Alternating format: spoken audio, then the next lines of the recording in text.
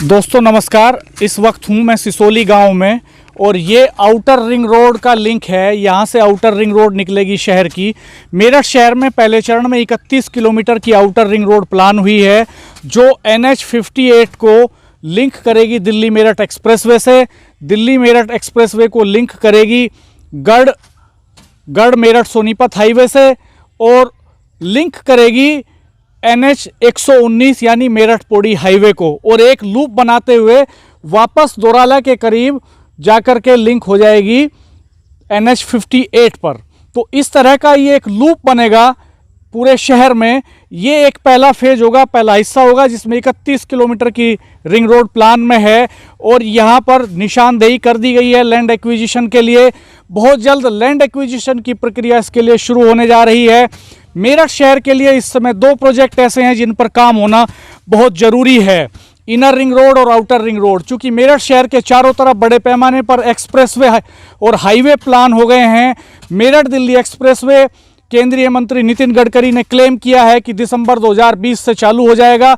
उसका लिंक यहाँ परतापुर में आता है और उसका एक 5वां नोड हापुड़ रोड पर लिंक करेगा।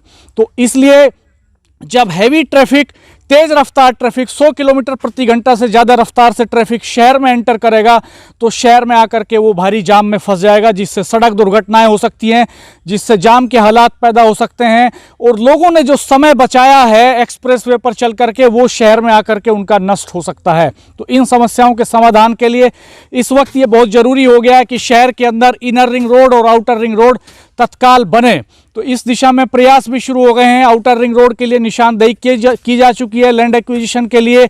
इनर रिंग रोड का एक लूप जो गढ़ रोड को लिंक करता है दिल्ली रोड से, उस पर काफ़ी हद तक आवास विकास के एरिया में काम शुरू हुआ था 2-3 साल पहले, लेकिन तमाम अड़चनों के चलते वो काम वहीं पर अटका हुआ है। 2-2.5 किलोमीटर से वो आगे नहीं बढ़ सकी है। उसके एक हिस्से में लैंड एक्विजिशन भी होना है जिसको लेकर के कई डिस्प्यूट्स हैं। जो रानपुर के पास एक रेलवे ओवरब्रिज भी बनना है, उस ओवरब्रिज का काम 10 साल पहले मायावती की सरकार में शुरू हुआ था यहाँ, लेकिन रेलवे के साथ डिस्प्यूट्स के चलते आज तक वो पुल हवा में लटका हुआ है। तमाम दलों की सरकारें बदल चुकी हैं, बाद में अखिलेश सरकार आई और योगी सरकार का भी एक लंबा टेन्योर बीत चुका है, लेकिन अभी तक उस पुल को ज़मीन नहीं मिल सकी है। लोग वहाँ पर फाटक बंद होने के चलते जाम में फंसते हैं, समस्याओं का सामना करना पड़ता है। और ये समस्याएं आने वाले समय में और बढ़ने जा रही हैं, चूंकि अब एक्सप्रेसवे चालू होने जा रहे हैं और हैवी ट्रैफिक इस मार्ग से गुजरेगा। तो तत्काल शहर को ज़रूरत है इनर रिंग रोड की। NH 119 भी 4 लेन प्लान हो गया है। गढ़ मेरठ सोनीपत हाईवे भी 4 लेन प्लान हो गया है। करनाल हाईवे भी प्लान में है। तो इस तरह से मेरठ शहर के चारों तरफ एक्सप्रेसवे और हाईवे का एक जाल होगा। रैपिड ट्रेन का काम दिन रात चल रहा है, रैपिड ट्रेन भी होगी, लेकिन शहर के अंदर आकर के आप जाम में फंस जाएंगे।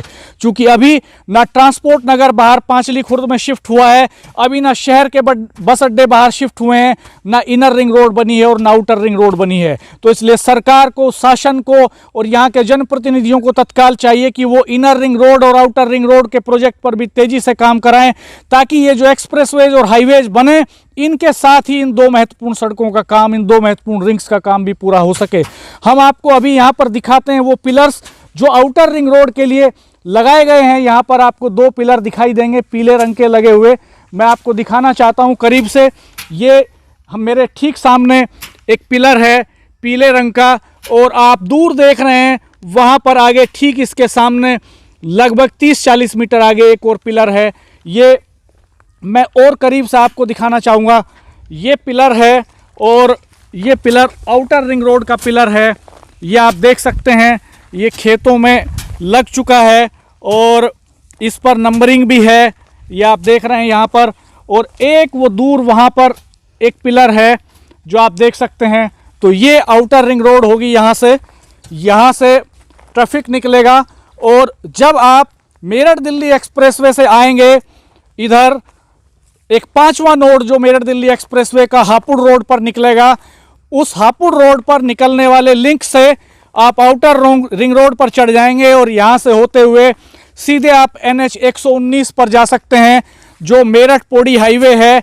आप हरिद्वार निकल सकते हैं इधर से और आने वाले समय में ये लिंक हो जाएगा NH 58 से। तो अगर आपको मुजफ्फरनगर की तरफ जाना है, आपको करनाल जाना है, आपको शामली जाना है तो आप उधर भी निकल सकते हैं। तो इसलिए बहुत ही इम्पोर्टेंट है मेरठ शहर के लिए आउटर इनर रिंग रोड, और ये तत्काल बने, इसकी बड़ी ज़रूरत है यहाँ पर। पिछले दिनों मेरठ के सांसद राजेंद्र अग्रवाल केंद्रीय भूतल परिवहन मंत्री नितिन गडकरी जी से मिले थे और उन्होंने इसकी डिमांड की थी कि आउटर रिंग रोड बनाया जाए। क्योंकि लोकल लेवल पर स्टेट गवर्नमेंट की कोई एजेंसी अभी इनको बनाने की स्थिति में नहीं है, लंबे समय से ये अटके हुए हैं। इनर रिंग रोड का जो प्रोजेक्ट है वो भी लगातार फंसा रहा है विवादों में। कई बार उसको एमडीए ने प्लान किया, कई बार पीडब्ल्यूडी ने प्लान किया, कई बार बात हुई कि एनएचएआई उसको बनाएगी, लेकिन चूंकि अब वो मेरठ गढ़ सोनीपत हाईवे का हिस्सा बन चुका है तो अब उसको आने वाले समय में उस हाईवे को बनाने वाली अथॉरिटी यानी एनएचएआई या स्टेट हाईवे अथॉरिटी ही बनाएगी, ये तय हो गया है। तो हमारे साथ इस वक्त सिसोली गांव के प्रेमपाल सिंह जी हैं। कितने दिन पहले ये निशानदेही यहाँ पर हुई थी आपके गांव में?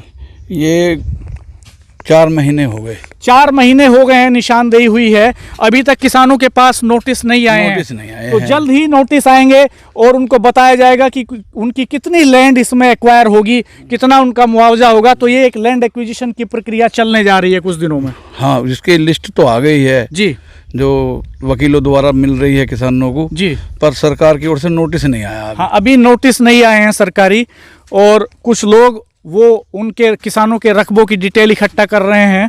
अभी से कुछ वकील हैं जो तैयार कर रहे हैं मुआवजे के लिए चीज़ें, और इस तरह की प्रक्रियाएं शुरू हो चुकी हैं। इस पर भी हम कभी बात करेंगे कि लैंड एक्विजिशन के साथ साथ क्या क्या चुनौतियां किसान की शुरू होती हैं, उसमें क्या क्या दिक्कतें होती हैं। फिलहाल आप हमारा चैनल देखते रहिए, सब्सक्राइब कीजिए, बेल आइकन प्रेस कर दीजिए ताकि आपको नए वीडियो अपलोड होते ही ताकि आपको नोटिफिकेशंस मिल सकें। धन्यवाद, नमस्कार, अपना ख्याल रखिए।